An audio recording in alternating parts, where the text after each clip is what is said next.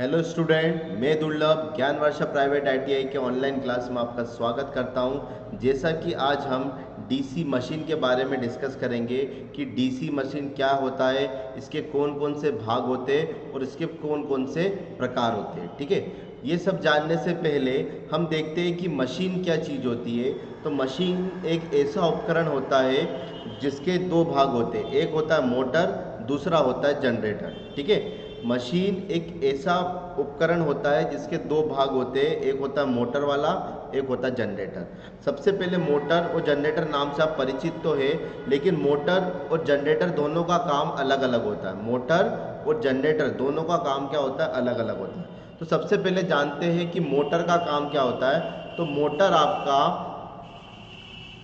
विद्युत ऊर्जा को यांत्रिक ऊर्जा में परिवर्तित करता है। ठीक है, मोटर क्या करता है, परीक्षा में आएगा ये क्वेश्चन कि मोटर किस सिद्धांत पर काम करता है। तो मोटर विद्युत ऊर्जा को यांत्रिक ऊर्जा में परिवर्तित करता है। विद्युत ऊर्जा मतलब जैसे आप मोटर को चालू करने के लिए मोटर को प्लग में लगाते हो, मोटर क्यों सॉकेट में लगाते हो, सॉकेट मतलब वहाँ से इलेक्ट्रिकल एनर्जी गई, वहाँ से विद्युत ऊर्जा गया। जैसे आप स्विच को ऑन करते हो आपका मोटर घूमने लगता है, आपका मोटर क्या होता है, घूमने लगता है। तो वैसी तरीके से मोटर क्या करता है, विद्युत ऊर्जा को यांत्रिक ऊर्जा, यांत्रिक ऊर्जा मतलब मोटर का घूमना मतलब मैकेनिकल एनर्जी, यांत्रिक ऊर्जा को इंग्लिश में क्या कहते हैं, मैकेनिकल एनर्जी। ठीक है, मतलब कोई भी चीज रोटेट हो रही है तो उसमें क्या उत्पन्न होता है, यांत्रिक ऊर्जा उत्पन्न होती है, मैकेनिकल एनर्जी उत्पन्न होती है। ठीक है, तो सबसे पहले मशीन कितने प्रकार के होते हैं, तो मशीन आपके दो प्रकार के होते हैं, एक होता है मोटर, दूसरा होता है जनरेटर। ठीक है, मोटर क्या करता है, मोटर विद्युत ऊर्जा को यांत्रिक ऊर्जा में परिवर्तित करता है। ठीक है, इस पॉइंट को नोट करते हुए जाना, मोटर क्या करता है, विद्युत ऊर्जा को यांत्रिक ऊर्जा में परिवर्तित करता है। सेम इसी तरीके से तो यदि आपसे कोई पूछे कि जनरेटर क्या करता है, तो जनरेटर क्या करता है, तो जनरेटर को आपने देखा होगा शादी ब्याहों में कि जनरेटर को घुमाया जाता है, उसके बाद जनरेटर स्टार्ट होता है।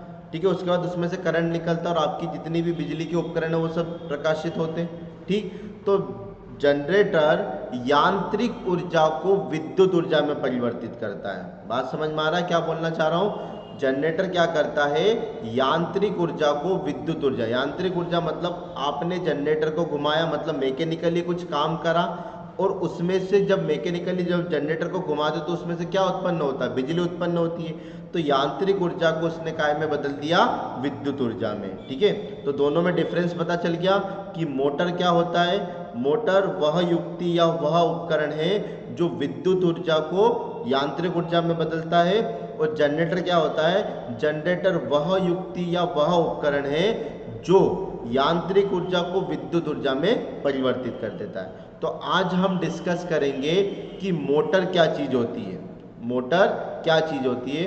तो सबसे पहले एक बात आपको डिस्प्ले हो रहा होगा, देखिए, इन अ रोटेटिंग मशीन मतलब घूर्णी machine, there are the two parts. ठीक है, कोई भी मशीन हो, चाहे वो जनरेटर हो या रोटर हो, उसके मेनली दो पार्ट्स होते हैं, एक होता है उसका स्टेटर वाला भाग, दूसरा होता है उसका रोटेटिंग वाला भाग। ठीक है, उसके दो भाग होते हैं, एक होता है स्टेटर वाला भाग, दूसरा होता है रोटेटिंग वाला भाग। एक होता है स्टेटर, दूसरा होता है रोटर। ठीक है, अब स्टेटर क्या होता है वो रोटर क्या होता है उसको समझो।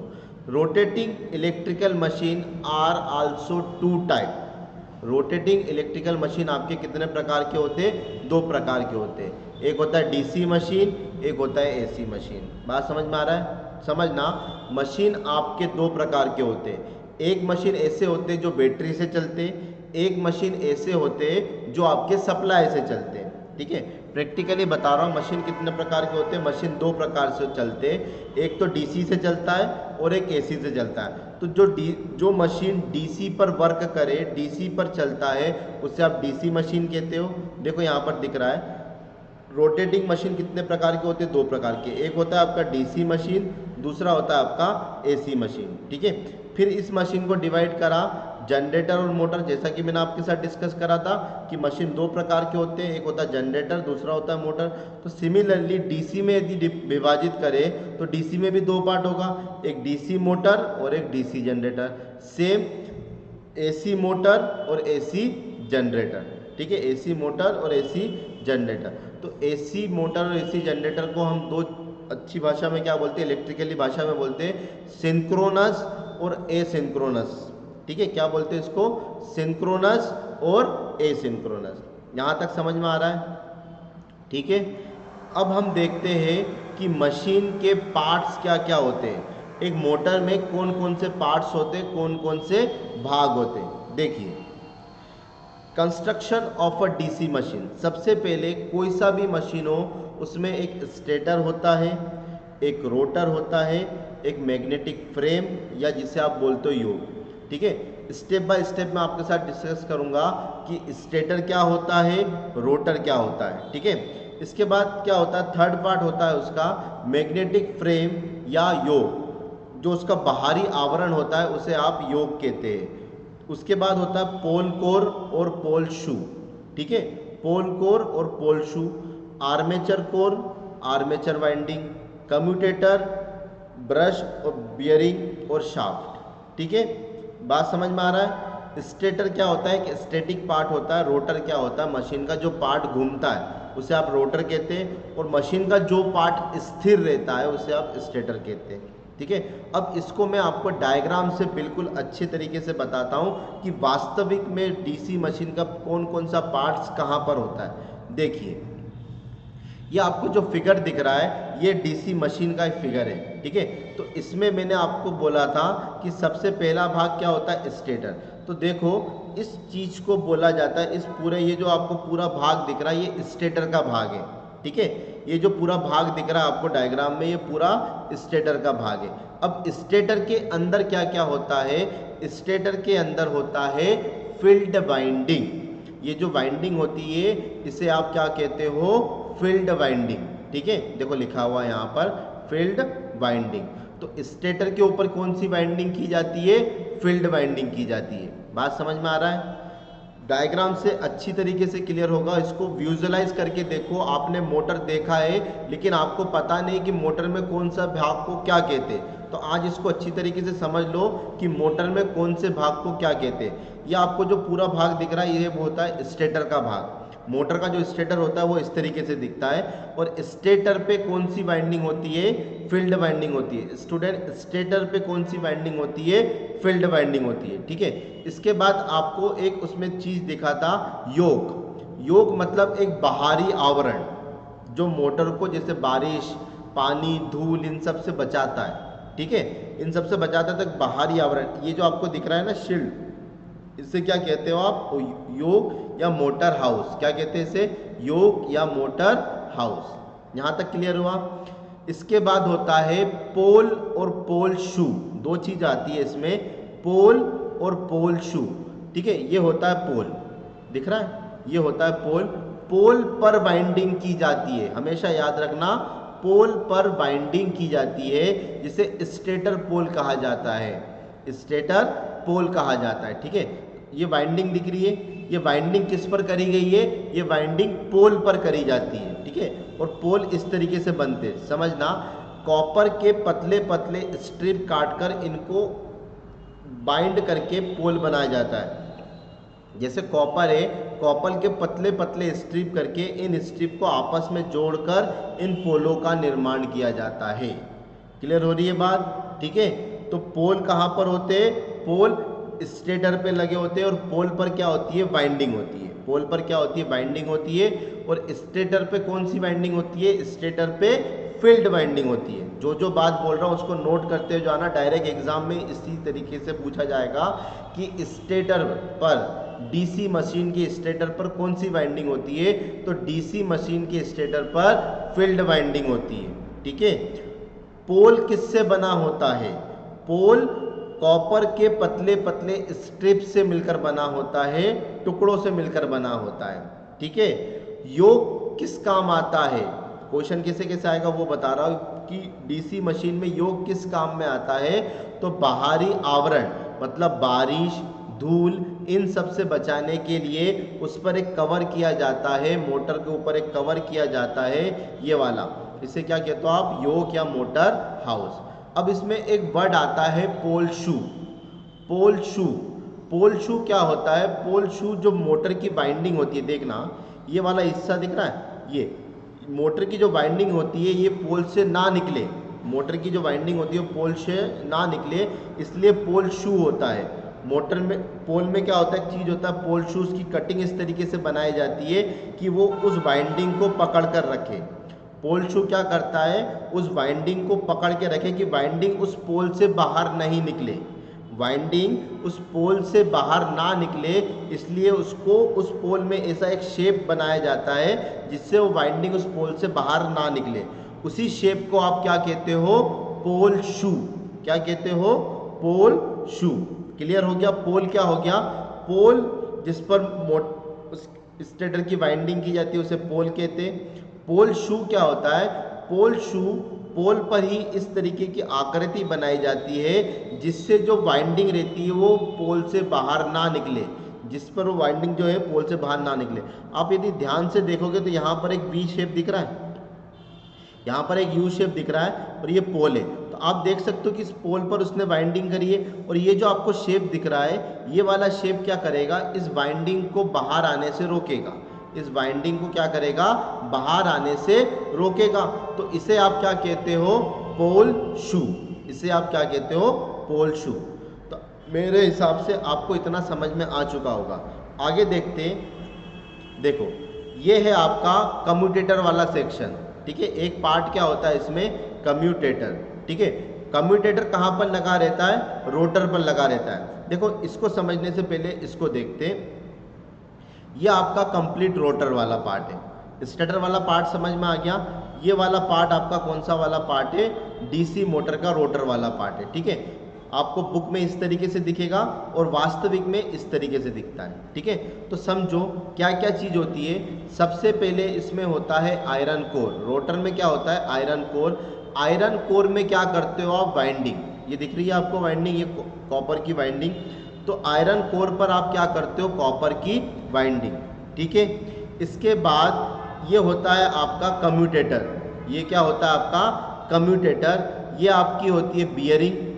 ये आपकी क्या होती है, बियरिंग। रोटर की क्या होती है, बियरिंग। और ये आपका होता है रोटर का शाफ्ट। ये आपका क्या होता है, रोटर का शाफ्ट। बात समझ में आ गया। तो मोटर के रोटर में कौन कौन से पार्ट होते हैं, एक होता है आयरन कोर। आयरन कोर पर क्या की जाती है, वाइंडिंग की जाती है। एक होता है कम्यूटेटर, ठीक है। कम्यूटेटर का काम बताऊंगा कि कम्यूटेटर किस काम में आता है। उसके बाद बियरिंग। बियरिंग किस काम आता है, मोटर को घुमाने के काम आता है बियरिंग। शाफ्ट, ये जो पूरा अरेंजमेंट है इसको आपने किस पर रखा है, शाफ्ट पर रखा है। इसको आपने किस पर रखा है, शाफ्ट पर रखा है। अब ध्यान से समझना, आपको बुक में इस प्रकार का डायग्राम मिलेगा।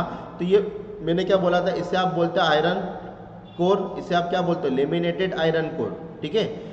इसके ऊपर स्लॉट बने हुए रहते हैं। जैसे देखिए ये जो आपको कट दिख रहा है इसको आप क्या बोलते हो, स्लॉट। इसको आप क्या बोलते हो, स्लॉट। देखिए इसको आप क्या बोलोगे, स्लॉट। इन्हीं स्लॉट पर क्या की जाती है, वाइंडिंग की जाती है। इन्हीं स्लॉट पर, देखिए इसमें आपको डायग्राम में दिख रहा होगा, स्लॉट दिख रहे, कट दिख रहा है, और इन्हीं कट पर आपको क्या किया जाता है, वाइंडिंग की जाती है। ये जो आपको गोल वाला हिस्सा दिख रहा है ये कम्यूटेटर। ये देखो कम्यूटेटर इस तरीके से दिखता है, ठीक है। और ये जो आपको ब्लू कलर में पूरा दिख रहा है ये आपका क्या है, शाफ्ट है। ये आपका क्या है, शाफ्ट है।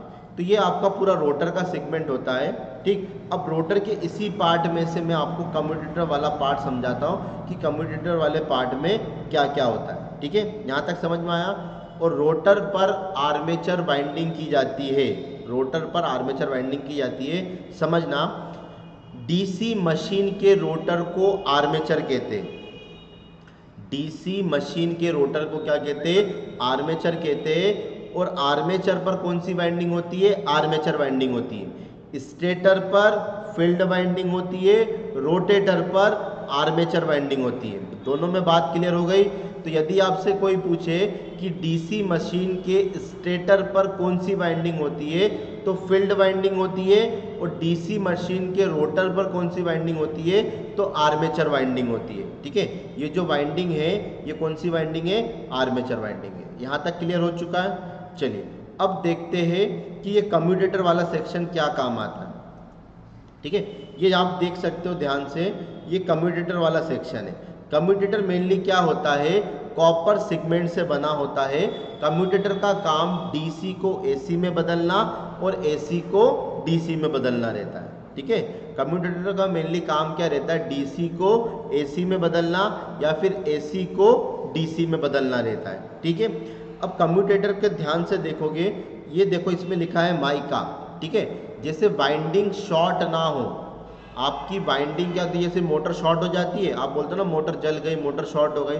मोटर कब शॉर्ट होता है, जब दो वाइंडिंग आपस में मिल जाते हैं तो आपका मोटर क्या हो जाता है, शॉर्ट हो जाता है। तो उस चीज़ को बचाने के लिए हम क्या करते हैं, इसमें माइका का इंसुलेशन लगाते हैं। क्या लगाते हैं, माइका का इंसुलेशन लगाते हैं। माइका एक कुचालक पदार्थ होता है, एक इंसुलेटर होता है जिसमें विद्युत धारा का प्रभाव नहीं होता है, ठीक है। जैसे लकड़ी में विद्युत धारा का प्रभाव नहीं होता तो लकड़ी क्या हो गया, कुचालक। तो सेम इसी तरीके से माइका एक पदार्थ होता है जिसमें विद्युत धारा का प्रभाव नहीं होता है, वो एक कुचालक होता है। तो वाइंडिंग के बीच में क्या लगाया जाता है, माइका इसलिए लगाया जाता है जिससे दो वाइंडिंग आपस में शॉर्ट ना हो, जिससे दो वाइंडिंग आपस में शॉर्ट ना हो। यहाँ तक क्लियर हो रहा है, ठीक है। चलिए अब कम्यूटेटर की बात करते हैं। तो कम्यूटेटर बनता कैसे, कम्यूटेटर कॉपर सेगमेंट से मिलकर बनता है। आपको जैसे स्लॉट दिख रहे हैं, ये स्लॉट को क्या बोला जाता है, कॉपर सेगमेंट। क्या बोला जाता है, कॉपर सेगमेंट। और इनके बीच में क्या लगा रहता है, माइका इंसुलेशन। इसके बीच में जैसे आपको ये स्ट्रिप दिख रहा है, इन स्ट्रिप के बीच में क्या लगा रहता है, माइका इंसुलेशन। माइका इसलिए लगाते हैं जिससे दो वाइंडिंग आपस में शॉर्ट ना हो और आपकी मोटर ना जले। मतलब प्रॉपर इंसुलेशन के लिए आप क्या लगाते हो, माइका लगाते हो। क्लियर हो गया। तो कम्यूटेटर किससे बनता है, कम्यूटेटर कॉपर सेगमेंट से बनता है। कॉपर किससे बनता है, कॉपर सेगमेंट से बनता है। क्लियर हो गया। चलिए, और कम्यूटेटर क्या होता है, एक रोटेटिंग पार्ट होता है। जैसे कम्यूटेटर किस पे लगा रहता है, रोटर पर लगा रहता है, और रोटर एक रोटेटिंग पार्ट होता है। रोटर क्या होता है, एक रोटेटिंग पार्ट होता है। क्लियर हो गया। चलिए आगे देखते हैं इसके। ये आप देखो, ये आपका रोटर वाला हिस्सा हो गया। इसको और अच्छे से समझने के लिए देखिए, ये आपका रोटर वाला हिस्सा हो गया, ये आपकी वाइंडिंग हो गई, ये कम्यूटेटर हो गया, ठीक है। कम्यूटेटर के साथ लगा रहता है ब्रश और ब्रश होल्डर, ठीक है। ब्रश और ब्रश होल्डर। ब्रश क्या होता है, ब्रश मतलब रोटेटिंग पार्ट, स्टेशनरी पार्ट को रोटेटिंग पार्ट से कन्वर्ट करने के लिए, टच करने के लिए आप ब्रश का यूज़ करते हो, ठीक है। या फिर जो आपका जो करंट आता है, कम्यूटेटर पे जो करंट आता है, उस कम्यूटेटर में से करंट को निकालने के लिए आप ब्रश का यूज़ करते हो। बात समझ में आ रहा है। ब्रश आपका काय का बना हुआ रहता है, ब्रश आपका ग्रेफाइट या फिर आप बोलते हो कार्बन का बना हुआ रहता है, ठीक है। ये जो ब्रश दिख रहा है, ये ब्रश काय का बना हुआ रहता है, ये ब्रश कार्बन का बना हुआ रहता है, जिसे आप ग्रेफाइट बोलते हो। यहाँ तक क्लियर हो गया। उस ब्रश को लगाने के लिए, ब्रश आपका एक इतना सा टुकड़ा होता है रबर के जैसा, जो ग्रेफाइट का बना होता है, कार्बन का बना होता है। ब्रश को लगाने के लिए ब्रश होल्डर का यूज़ किया जाता है। ब्रश को लगाने के लिए किस चीज़ का यूज़ करते हैं, ब्रश होल्डर। ब्रश होल्डर इसके जैसा दिखता है, दिख रहा है आपको, ब्रश होल्डर आपको ऐसा दिखेगा, ठीक है। ब्रश होल्डर में क्या रहता है, एक स्प्रिंग लगी रहती है। ब्रश होल्डर में क्या रहता है, एक स्प्रिंग लगी रहती है, जिससे आप ब्रश होल्डर में ब्रश को आसानी से लगा पाओ, ठीक है। तो सबसे पहले आपसे क्वेश्चन में क्या पूछेगा कि ब्रश किस काम में आता है, तो ब्रश विद्युत धारा को इकट्ठा करने के काम आता है। मतलब कम्यूटेटर में जो विद्युत धारा बनी है उसको इकट्ठा कौन करेगा, उसको ब्रश इकट्ठा करेगा। तो ब्रश किस काम में आता है, विद्युत धारा को इकट्ठा करने के काम आता है। ब्रश को किस में लगाया जाता है, ब्रश को ब्रश होल्डर में लगाया जाता है। ब्रश होल्डर में क्या होता है, ब्रश होल्डर में एक स्प्रिंग होती है, ठीक है। यहाँ तक समझ में आ गया। फिर से और एक बार बता रहा हूँ, स्टेटर पर फील्ड वाइंडिंग होती है, रोटर पर आर्मेचर वाइंडिंग होती है, ठीक है। अब हम देखते हैं कि डीसी मशीन के प्रकार कौन कौन से होते हैं, ठीक है। डीसी मशीन कितने प्रकार के होते हैं, देखिए। सबसे पहले होता है separately excited DC machine. Excited मतलब उत्तेजित करना, एक्साइटेड जैसा कि आपको नाम से पता चल रहा है, सेपरेटली मतलब अलग से उत्तेजित करना डीसी मशीन, ठीक है। सेपरेटली एक्साइटेड डीसी मशीन, समझो इसको कैसे सेपरेटली एक्साइटेड क्यों बोला जाए, क्योंकि इसमें फील्ड वाइंडिंग होती है, एक आर्मेचर वाइंडिंग होती है। तो फील्ड वाइंडिंग आपकी कहाँ पर होती है, स्टेटर पर, और आर्मेचर वाइंडिंग कहाँ पर होती है, आपकी रोटर पर। ये आपके आर्मेचर है और ये आपका आर्मेचर वाइंडिंग। इसको ग्राफिकली या डायग्राम से दिखाना तो इस तरीके से डीसी मशीन को दिखाते, ठीक है। तो ये आपकी फील्ड वाइंडिंग जो कहाँ पर है, स्टेटर पर है, और ये आपकी आर्मेचर वाइंडिंग जो कहाँ पर है, आपकी रोटर पर है, ठीक है। सेपरेटली एक्साइटेड मतलब मशीन को चालू करने के लिए आपको सप्लाई देना पड़ता है, मशीन को चालू करने के लिए आपको सप्लाई देना पड़ेगा। तो सेपरेटली एक्साइटेड डीसी मशीन में फील्ड वाइंडिंग को अलग से सप्लाई दी जाती है और आर्मेचर वाइंडिंग को अलग से सप्लाई दी जाती है। बात समझ में आया? इसलिए इसको बोला गया है सेपरेटली। दोनों को सेपरेटली आप सप्लाई दोगे तो इसको आप क्या कहोगे, सेपरेटली एक्साइटेड डीसी मशीन, ठीक है। वाइंडिंग में क्या देते हो आप, सप्लाई देना पड़ता है ना, वाइंडिंग बना तो दिया आपने, अब करना क्या है, वाइंडिंग में सप्लाई देना है। तो सेपरेटली एक्साइटेड डीसी मशीन में आप फील्ड में अलग सप्लाई देते हो और आर्मेचर में अलग सप्लाई देते हो, इसलिए इसको बोला जाता है सेपरेटली एक्साइटेड डीसी मशीन। पहले आप नाम जान लो और नाम से क्लियर कर लो कि इसको ये वाला नाम क्यों दिया गया है, ठीक है। इसके बाद में आपको मैं स्टेप बाय स्टेप बताऊंगा कि इसमें कैसे कैसे फंक्शन होते हैं, कौन कौन से समीकरण बनेंगे और इन समीकरण पर कैसे कैसे प्रश्न आपसे पूछे जाएंगे। पहले आप नाम से परिचित हो जाओ कि डीसी मशीन में सेपरेटली एक्साइटेड डीसी मशीन क्या होता है। सेपरेटली एक्साइटेड डीसी मशीन का मतलब फिर स्टेटर को अलग सप्लाई दी जाएगी, स्टेटर को अलग सप्लाई देने का मतलब फील्ड वाइंडिंग में अलग से सप्लाई दी जाएगी और आर्मेचर वाइंडिंग में अलग से सप्लाई दी जाएगी, तो उसे आप क्या कहोगे, सेपरेटली एक्साइटेड डीसी मशीन, ठीक है। इसके बाद आता है आपके डीसी मशीन के प्रकार में डीसी सीरीज मशीन, दिख रहा है आपको, DC series machine, DC shunt motor और डीसी कंपाउंड मोटर, ठीक है। DC series motor, DC shunt motor और डीसी कंपाउंड मोटर। तो मेनली डीसी मोटर कितने प्रकार के होते हैं, 4 प्रकार के होते हैं, ठीक है। एक होता है सेपरेटली एक्साइटेड, दूसरा होता है डीसी सीरीज मोटर, तीसरा होता है डीसी शंट मोटर और चौथा होता है डीसी कंपाउंड मोटर। अब सीरीज, शंट और कंपाउंड का मतलब क्या होता है समझो। सीरीज का मतलब ये होता है कि आपको पता है कि मोटर में कितनी वाइंडिंग होती है, 2 वाइंडिंग होती है, एक होता है आपका फील्ड वाइंडिंग और एक होता है आपका आर्मेचर वाइंडिंग। वह मोटर जिसमें सीरीज वाइंडिंग, जिसमें फील्ड वाइंडिंग और आर्मेचर वाइंडिंग को सीरीज में कनेक्ट किया जाता है, देखिए फील्ड वाइंडिंग और आर्मेचर वाइंडिंग को सीरीज में कनेक्ट किया जाता है, उसे आप क्या कहते हो, डीसी सीरीज मोटर। जिसमें फील्ड वाइंडिंग और आर्मेचर वाइंडिंग को समांतर क्रम में कनेक्ट किया जाता है, उसे आप शंट वाइंडिंग कहते हो। उसे आप क्या कहते हो, शंट वाइंडिंग नहीं, शंट मोटर कहते हो। और तीसरा होता है कंपाउंड। कंपाउंड का मतलब होता है दोनों का कॉम्बिनेशन, मतलब सीरीज, मतलब फील्ड वाइंडिंग और आर्मेचर वाइंडिंग को आप एक तो सीरीज में लगाओगे और शंट में लगाओगे, दोनों का जो मिक्सअप होता है उसे आप क्या कहते हो, कंपाउंड डीसी मोटर। बात समझ में आ गया। डीसी सीरीज मतलब फील्ड वाइंडिंग और आर्मेचर वाइंडिंग को सीरीज में लगा दो तो DC series motor, field winding और आर्मेचर वाइंडिंग को पैरेलल मतलब समांतर में लगा दो, ये वाला चीज समांतर में लगा दो तो डीसी शंट मोटर। और दोनों का मिक्सअप मतलब एक बार सीरीज में एक बार पैरेलल में, एक बार दोनों को सीरीज में लगा दो एक बार दोनों को पैरेलल में लगा दो, तो उसे आप क्या कहोगे, जैसे देखो ये आपका आर्मेचर वाइंडिंग है, ठीक, और ये आपकी फील्ड वाइंडिंग। तो एक बार फील्ड वाइंडिंग को पैरेलल में लगाया, इसके साथ पैरेलल मतलब समांतर क्रम में लगाया, एक बार फील्ड वाइंडिंग को सीरीज में लगाया, एक बार फील्ड वाइंडिंग को सीरीज में लगाया, तो इन दोनों के कॉम्बिनेशन से जो बनता है वो होता है कंपाउंड डीसी मोटर, ठीक है। कंपाउंड डीसी मोटर भी आपका 2 टाइप का होता है, एक लॉन्ग शंट और एक शॉर्ट शंट, जो मैं आगे आपको अच्छे से बताऊंगा कि कंपाउंड डीसी मोटर कितने प्रकार का होता है। 2 प्रकार का होता है, एक होता है लॉन्ग शंट, शॉर्ट शंट, ठीक है। तो आज के लिए इतना ही। नेक्स्ट लेक्चर में मैं आपको बताऊंगा कि डीसी सीरीज मोटर क्या होता है, डीसी शंट मोटर क्या होता है और कंपाउंड मोटर क्या होता है, अच्छे से इक्वेशन के साथ, और ये किस तरीके से काम करते हैं वो भी मैं आपको नेक्स्ट लेक्चर में बताऊंगा।